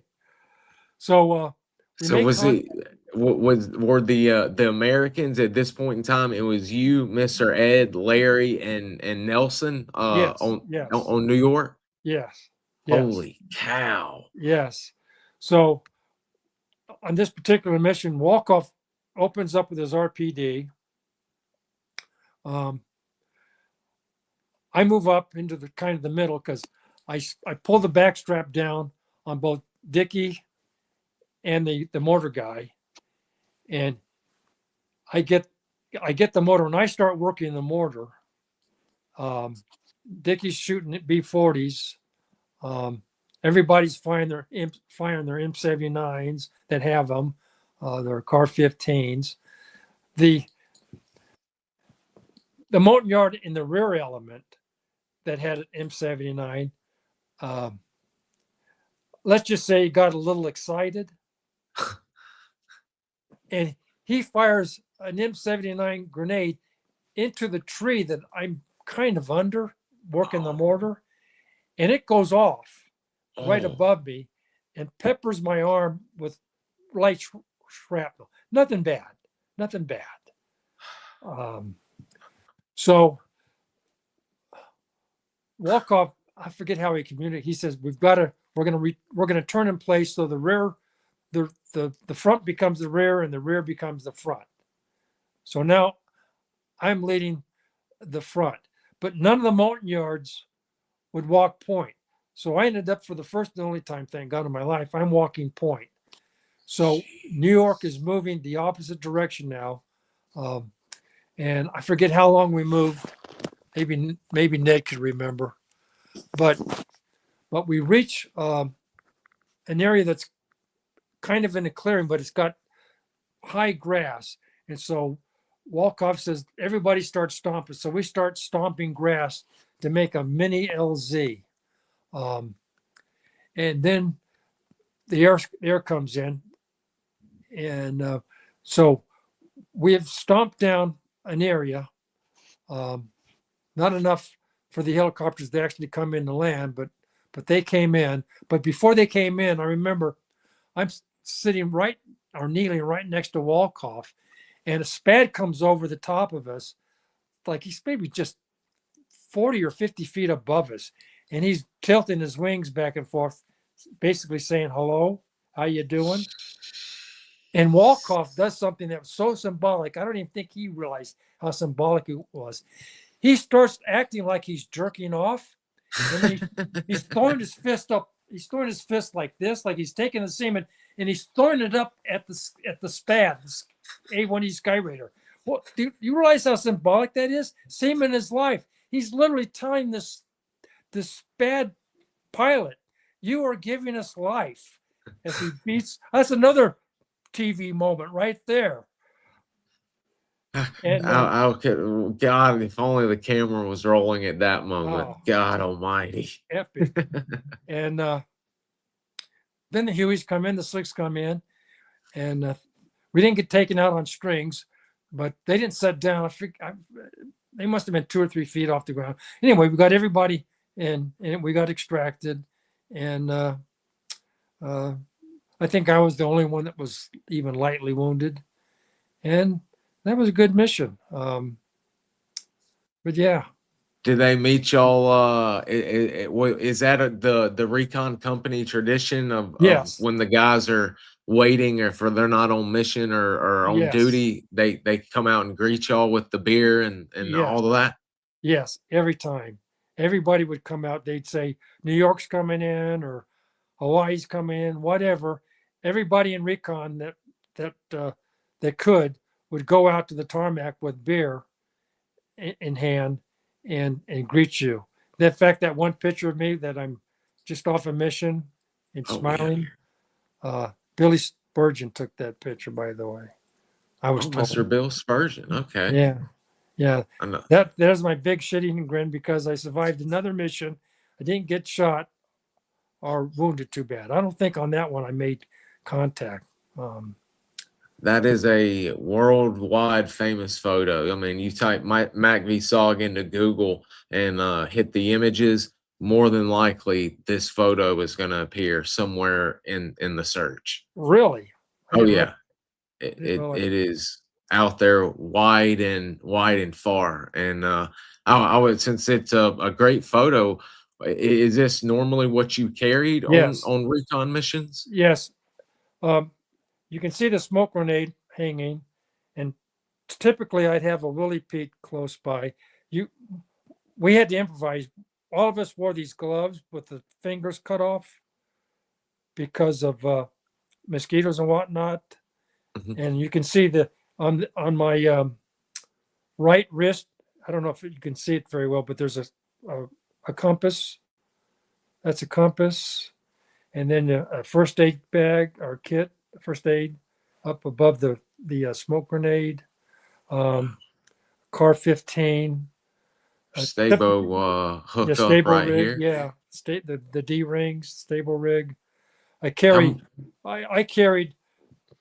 Typically, I'd have a banana clip in the car 15. Sometimes I'd have another banana clip, duct tape to it, so that was 60 or 58 rounds. Then I would carry 7 magazines. I didn't carry regular ammo pouches. I carried canteen covers designed to carry canteens, but you could get 7 magazines, 7 car 15 M16 magazines in each pouch. So that would be 14 magazines, typically only 18 or 19 rounds. The general knowledge was you never put 20 rounds in the magazine. I don't know if that was true, but everyone was taught to don't do that because more likely to cause a jam. Mm-hmm. So typically you'd only put maybe 18, 19 rounds, probably just 18 in each magazine. And then, so that'd be 14 magazines and then 2 banana clips, or at least 1. And then water, food for 6 days, which for me was just 1 meal a day, if that. And then a Claymore mine, 1 60 millimeter round. I carried a little poncho both for rain and for sleeping. I carried a styrofoam mat that I rolled up that I still have. But if you showed that video, you could see typically the weight would be 60 to 80 pounds, I think, and that's not including the stable rig and your weapon and ammunition. I'm gonna pull that up. Did as we'll see in the video, Mr. Larry and Ed, and I think at times Nelson did too, wore leggings. Was New York a full-on legging team? Did you wear them or? No, Walkoff wore them and Nixon wore them. I would have, but I didn't have any. It's not like they were Army issue. Those were World War II surplus. Oh yeah, I don't know how. yeah. I don't know how Walkoff got them or how Larry got his pair, but no. In fact, I'm not sure anyone else wore those besides New York. I could be wrong on that. There were a few others, some Howard Sugar in his Yeah. time frame. His dad went to the surplus store. Mr. Ray Harris back in '69 got some guys when his dad went to the Army surplus store as Yeah. well. That's the story I've heard at least. But Yeah. here, guys, I'll show a little bit of this. I won't show it all, but this is very rare that you're never going to see before ever again, probably. This is from Mr. Pat. This is RT New York getting ready at Khartoum for an operation. There's Ed Walkoff. I'll let Mr. Pat talk. There's Larry Nixon real quickly. There's Walkoff. RPD in hands, both Yep. of them. He always wore a bandana. He didn't wear a hat. There's the There's yard. There's Mr. me. That was me. Yep. Very quick. I don't know what that white thing on the back of my. There's Nixon right there. Larry Nixon. Look like a Willie Pete Yeah. on the back. Could be. There's Larry Nixon In his black as well with Yep. his RPD and leggings. and leggings. Yeah. This is grainy. You're going to have a very quick picture of Nelson Dickinson coming in, Mhm. but he hasn't got anything on. He's Just his bony cap. just his boonie cap. There's one of the Montagnards. We'll get to him and I'll pause. That's there's that's the back of Eds. Walkoff's head. Yeah. There's Dickinson. There's Nelson. Yeah. Nelson. Yeah. And that is crazy. Let me skip ahead because the y'all loading up is always great to see actually. And the door gunner trying to playing it real cool, acting like Yeah. there's not a SOG recon team next to him. There's Mr. Ed and Mr. Larry and Mr. Pat loading up. Yeah. I'm in the very back without a hat on. There's Larry in front. There's Mr. Pat right Yeah. You there. can see me right there. He goes back into focus. It's easier to see myself. Larry right there. Mr. Larry. Pat right there. There I am right there. As you can see, and we're all well strapped in. That's another crazy thing. I mean, y'all are just loaded in, or just Legs hanging off. I never heard of anybody falling out, but no straps, nothing. You just clambered in and held on as best you could. I mean, how crazy is, and I got to thank you and your daughter again. How crazy is that, chat and guys, seeing actual moving images of a recon team. That is, I mean, I'm still excited over that. That is just so cool. I don't know who took those. I got it from Jason Hardy. That he sent me the CD. There's more on that CD than that, but most of it's just guys walking around the Khartoum. It would be good to see the rest of it because it gives you you get to visually see the area around Recon Company, the berm, and Oh some of man, the that would pictures. be Guys coming out of the bathhouse. Of course, they're on film, and so they start flashing. But it's Oh, okay, yeah, doing the typical SF typical SOG maneuver. SF, yeah, typical SF maneuver. Wow, I've heard Mr. Ed thinks that at least he thinks maybe that piece of footage might have been recorded by Mr. Gosh, why am I Martin, Mr. Martin Bennett. John St. Martin? No, Mr. Martin Bennett. Mr. Ed thinks. It could be correct. I mean, Jason Hardy would probably know better than. Oh, I mean, yeah. Jason got it from somebody, and then years ago, Jason sent it to me. Wow, and I'm so glad he sent that to you. Oh, me too. And like I said, I figured out. I put it on my TV. Took a video with my iPad from my TV, and then when my daughter came up, she says send it to YouTube to me on her phone, and then she sent it to you. And it's perfect. I mean, it could not have gotten any better or clearer. It was absolutely perfect. I can't thank you and her enough for letting me have those two. It's I cherish those things already. Amazing stuff. We were getting back from an operation. So what's it like for a team when you get back? Are you on a period of stand down, Yes. rest, and what's that like? Are y'all taking a few days off and then getting back in the training regime? Most of that has to do with the 1-0. The 1-0 is in charge. God, yeah, He's God, and if he wanted, I mean, I would take the team out running usually, but if Ed wanted to go out to the range and shoot, we'd do that. If he wanted to practice immediate action drills, we would do that. So it was up to the 1-0. It wasn't like the Sergeant Major of Recon Company had a training schedule. No, the training schedules were dictated exclusively by the 1-0. wow. So he had all the power of how you train, how much you train, when you train, and there was a lot of downtime. I remember one of my friends was Mike Buckland, who was in awards. Mike Buckland was in awards and decorations when I was in Recon Company, but he had run Recon. And he used to get pissed at me. This is before I got assigned to even Iowa. I was still in the RIMP quarters, so to speak. There's Mike, great guy. He became a professor, I think, in Alaska. Yes, sir. Yeah, great guy. Brilliant, man. Brilliant. Yeah, great guy. But anyway, he would get pissed at me because I was just doing whatever I wanted because I was in Recon Company. And he had to go to work every day. He was also in the photo lab as well, doing some of the Ford drum and I said, Mike, Buck, you could, if you can go back in Recon if you want. Yeah, just come on back. back. Do what I'm doing. That's I love hearing that. That's fun. Mr. Mike, he's been on a few times as well. He's a wonderful guy. Yeah.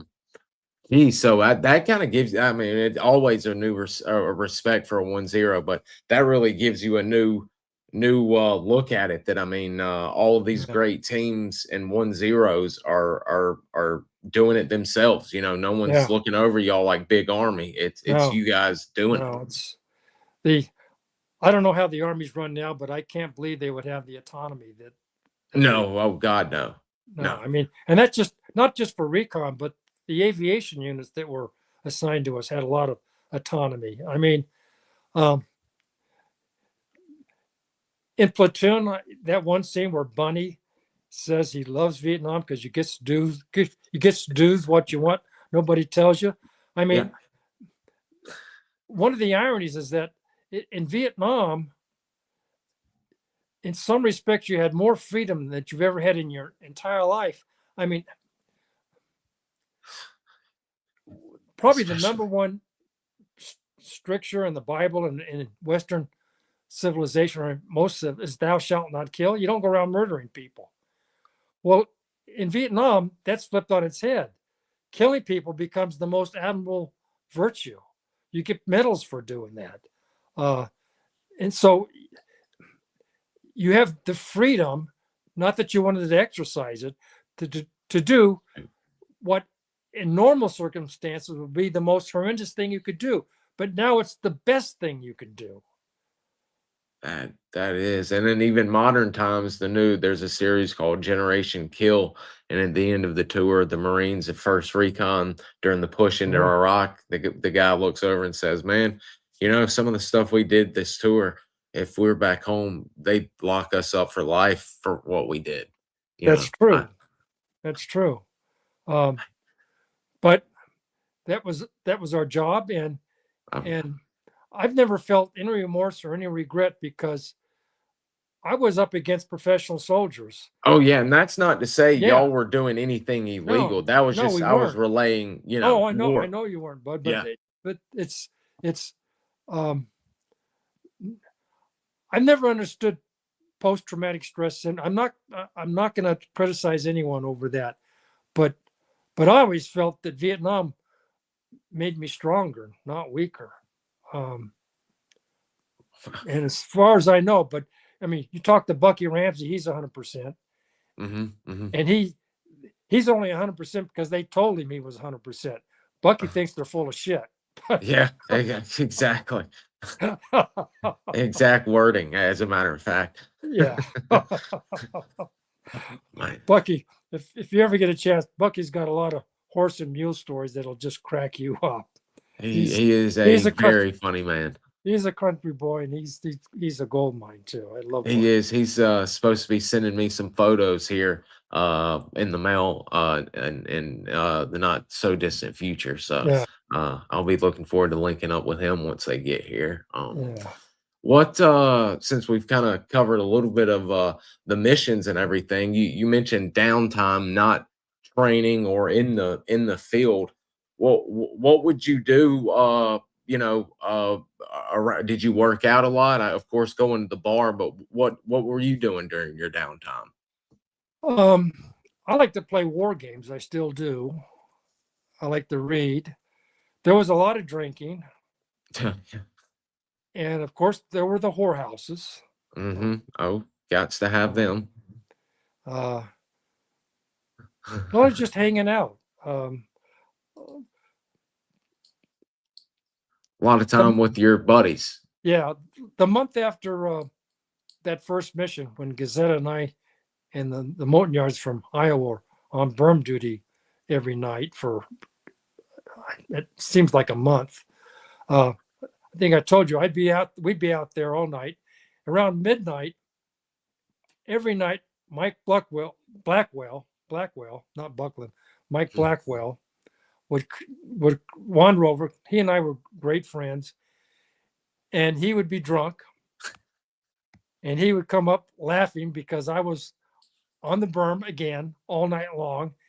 And this is another SF thing. And he would stick his nasty tongue in my ear. The ear kiss with the tongue. The ear kiss.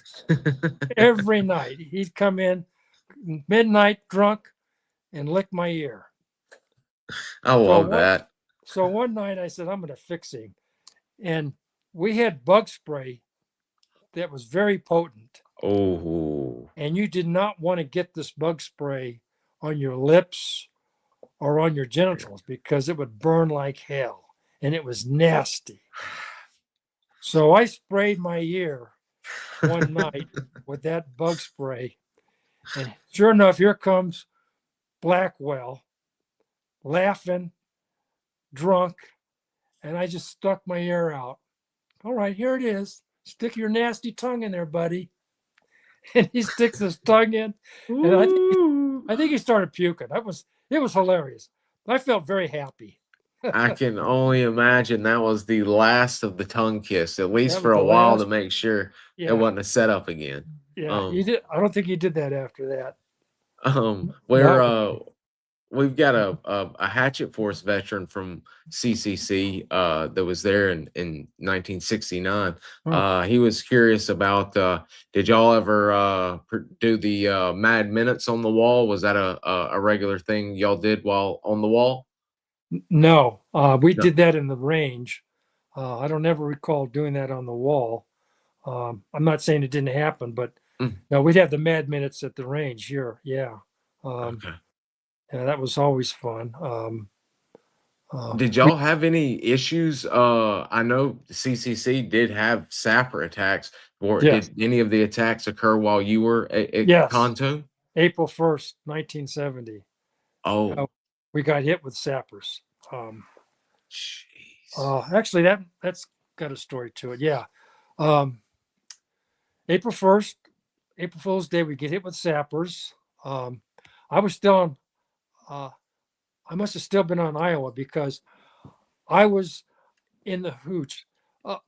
RT Iowa ran its own bar called the RON. It was I've got a story I'll tell you about that. But as the young guy, I was in charge of the RON, which was when the main club shut down. Those guys that did not want to stop drinking would come over to the RON. But I'll get to that later. So April 1st, we get hit with sappers and explosions and people firing. I jump out of my bed on Iowa, and our hooch was directly adjacent, was very close to the bunkers, unlike New York. So I literally jumped out of my bed and ran straight into a bunker. And I'm sitting there with just a pair of white skivvies on. That's it. And all of a sudden I think, wait a minute, Lucas, you don't even have your car 15 with you. Or your web gear. Nothing. You're out here practically naked and we're being attacked. So I turn around and go back in and open the door to RT Iowa, and Squeak and No are under their bunks with their car 15s trained on the doorway, expecting a sapper to be opening the door to throw a satchel charge in. And they both said, Lucas, the only reason we didn't blow your ass away is because no sapper is going to open a door wearing white skivvies. Saved by the skivvies. Saved by the white skivvies. Jeez. Oh. And what was it? Were they? Did they just blow out or blow up buildings and trying to leave, or was it a full on? No, it was they blew up the talk, which had to be reconstructed. I think they blew up parts of the Hatchet Force compound. I think I was in Hatchet Force. You probably have more knowledge about that than I would. But yeah, they did some damage, which had consequences. There you go. And I know another time. I'm glad to say I was not on the berm when that happened. So it wasn't under my watch that they actually infiltrated the camp and blew up the talk and some other areas. I don't think any of them survived, but yeah, I believe that was at the time, because I know one was a rocket attack that was bad, but I think those gentlemen, if I remember correctly, they came through the crappers, if I remember, the doo-doo line. Maybe they did. Yeah, Maybe and I believe that's the only reason they weren't caught, because everybody was ready, but of course, no one's going to think someone's going to go through the waistline, of course. Wow. Yep, you're correct. They did blow up Company A Hatchet Force buildings. Yeah. There we go. Jeez Louise. So with you being on New York, how long was that into your tour, and how long did you spend with New York, and did you do that your full time at Kontum? No. I think I was only on New York from May through December. Okay. Of 70. Because I was at least, I wish I kept better. I was at least a month, if not 2 months, actually in Carmel. That's when I went to Leghorn and Dog Toe. And then at least a month or two on Iowa. And then 1-0 school. And then New York. And did you was that the end of your tour was your time with New York, or did you did call it quit in recon and do another job, maybe go back to Camo, or did you spend the remainder of your time at Khartoum with New York and Mr. No, Ed? I stayed on New York, but typically you did not run recon when you had a week or two left. So I was still okay. on New York, still slept in the hooch, but I wasn't running any more missions for the last week or two. And one of the guys, uh, Woody Phillips, um, he strap hung on New York on December 25th, and I think they made heavy contact. Walkoff would obviously, I wasn't there. I left Khartoum, I think, on December 9th, and Woody was on New York for just that one mission. He died a couple years ago, but he used to go to North Dakota with us too, Woody. Oh. And okay, Mr. Wood. I know. Okay, I know who you're talking about now. Yeah. Okay. Yeah. He was a good man. Yeah. And he, I think he got wounded on that mission. He was a big guy. Oh yeah, yeah. He was an RPD man. Yeah, he's a big guy. He lost a lot of weight in civilian life. He got really sick, and anyway, but yeah. Woody, he's from Mississippi, or he lived in Mississippi most of his life. Became a major in the National Guard or something. Oh wow. Okay. I actually got a photo here of some of the North Dakota group. Yeah, there we Mr. go. Steve. There's Bucky. there's Steve, Bucky, there's Woody, there's Predmore. And that's Mr. Brad. Oh, I never met him. He was in Delta. He was Gothic Serpent, Somalia guy. Yeah, right. Yeah. Right. Yeah. I heard y'all had a good visit with him not too long ago. Yeah, I wasn't there that year. In fact, I think he only came back to North Dakota once. I could be wrong, but I normally go back every year, but sometimes I miss, and I missed the year that he was there. I forget why. Okay. He's an outstanding guy. I think Mr. Steve said they're gonna try and do something else again with him since he's running the brewery. So I'm sure. Yeah, you guys will be back in. He's rotated his leg. It's like a handstand, and Kiefer's drinking a beer, and he's got his hand on the guy's inverted leg. Y'all, God, I'm so glad y'all did the broke the camera rule, because man, it y'all even today can take some wonderful photos. Yeah. And there you are. Oh yeah, there's with my Pentax that I think I owned all of 1 week. Oh no, what happened?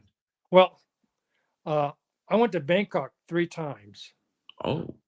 And I got a girlfriend in Bangkok, Lupin Luday, and she used to write me letters, and she even gave me a soldier, a Buddha soldier.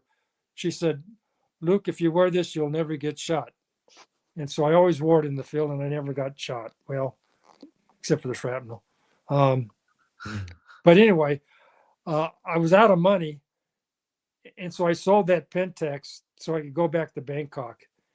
And the third time I went back to Bangkok, I stayed with Lupin and her family, so I didn't have to pay for a hotel or food or anything. And that was an interesting experience, living with the Thai people and Lupin. I love Thai people. I like Okinawans a lot too. Very sweet people. It's hard to believe. We need to talk about Okinawa. I forgot about that before, since we've gotten so deep here into just SOG. Mr. Steve always spoke highly of y'all's trips to Thailand. Not just, of course, having the fun, but the culture, the food, all of it was very fun. So to kind of, I know we could talk about SOG literally all night. But to kind of talk a little bit about Okinawa before we let you go. When did you officially process out or leave SOG, and what exactly is the process like of leaving SOG and Khartoum, the actual compound like? Well, as you know, when I enlisted in the Army, it was for 4 years because of ASA. And so I spent my third year of active duty in SOG, in Khartoum. And so I still had a year left. Most guys were just 3 years of regular Army, but I was 4 because of ASA. So I said to myself, I did not want to go back after running recon for a year. I did not want to go back to Bragg and pick up pine cones for my last year in the Army. No. So I said, I'll ask for first group, which was stationed on Okinawa. Or if I don't get first group, I'll just extend and stay in Vietnam. Well, I got Okinawa. So I spent the last year, fourth year, in Okinawa, which was possibly the most hellacious, enjoyable year I've ever had in my life. Because when I got to Okinawa, I was assigned to Charlie Company, a 1st Special Forces group. And because I was a Vietnam veteran, I got assigned to Camp Hardy, which was a training center run by Special Forces personnel for people on their way to Vietnam, Marines, Navy, Army. If you were on Okinawa and you were getting sent to Vietnam, they tried to send you to Camp Hardy for the 2 or 3 weeks that we had them. And it was a good, I mean, I loved it. It was, I was on general subjects. I taught Vietnamese mines and booby traps. I taught map reading and orienteering. Now, the interesting part of this, and I didn't realize until you told me, you mentioned first group Okinawa, thinking this is all going to be strictly special forces men, but you had conventional Marines coming to see you. You had Yes. Navy personnel, regular Army personnel. Yes. In fact, What, that's all we had. I never had any SF guys go through the Camp Hardy. wow. Camp Hardy, everybody at Camp Hardy was special forces, but not everybody was a Vietnam vet. But all of us were special forces. And our duty uniform, you take regular trousers and we cut them off, and they had a seamstress and she would sew them up so they were like shorts. And we have our name tag and the U.S. Army and jump wings on the shorts, just like you would have on your shirt. And our duty uniform was these cut off shorts sewn up with jump wings and name and U.S. Army, and olive drab T-shirt and a black hat that said Camp Hardy on it with jump wings set in the middle of the cap. And that was our duty uniform. I mean, when we were actually teaching classes, we had a regular Army uniform on, beret and everything else, jungle fatigues. But when we were just walking around the camp, it was shorts, T-shirt, baseball cap, and tennis shoes. It was great. We had our own beach on the South China Sea. We had our own 4-deuce mortar and firing range that we would shoot out into the South China Sea. We had a tennis court, a basketball court, our own mess hall. You just walk into the mess hall and make whatever you felt like making. Close to the close. I can't remember the name of the village. I think it was Ken Village, but I mean, you couldn't walk to the village, but just a short drive. Of course, tons of whores. $5 a pop. So you want to go? Man. Want to go for a short time? Okay, before dinner. Okay. It was for being a single guy. I was 21, 22, no girlfriend in the States, no wife.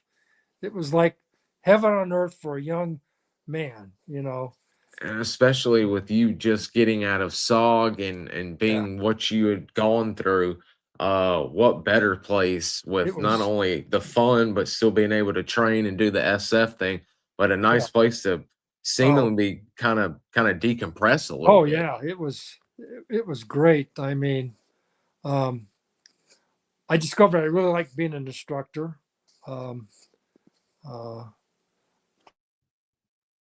Did you and you mentioned the the various instructor positions that you had. Students for the Marine in particular.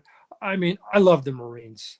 They were so eager, and I mean, everybody, all the guys, all the troops, the Navy and the Army, but the Marines in particular just had an eagerness about them. I almost felt sorry for them because these guys were all on their way to Vietnam, and they needed a little more seasoning.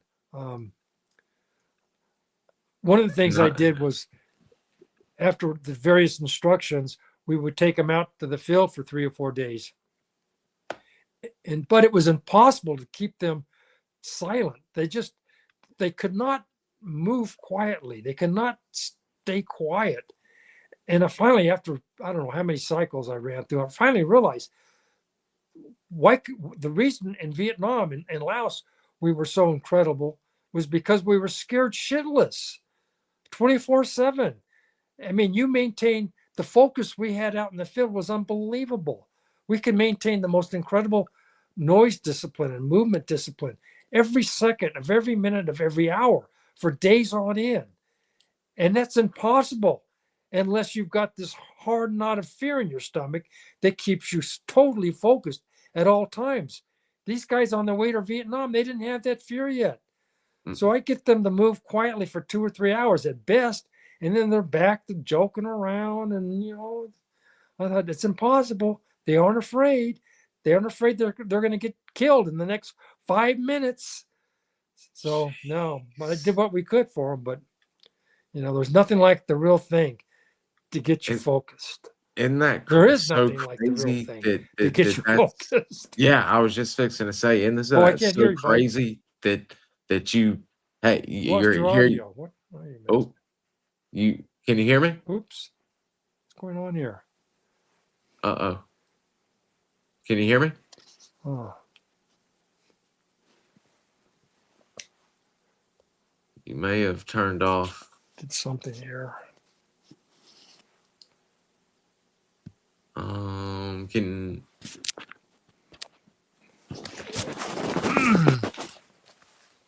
at the bottom of the screen, you might check your speaker down there to see if you've turned it off. He's calling me. Hang on, guys.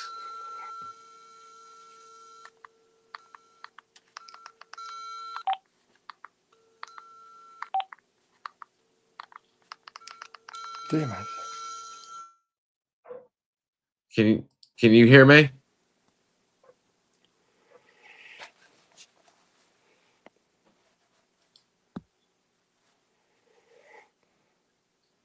You've turned okay. We lost you there. We may have to get him back to yeah, okay, audio's all good. We may end up having to get with him for a part 2, or we might can do this one maybe if him and Ed end up doing a show together. And yes, we are actually gonna be having Mr. Terry and Jim Day, CCS vet, on next Friday, which is going to be a ton of fun. I'm very much looking forward to that, having Jim and Mr. Terry hook up. Okay, guys, just wait a second. He's going to call me. I think iPads are bad about doing the audio thing when you start losing battery. He was at 81% 2 hours and 10 minutes ago. So he might have lost battery. Hang on one second. Here he is. Hello? Hey, sir.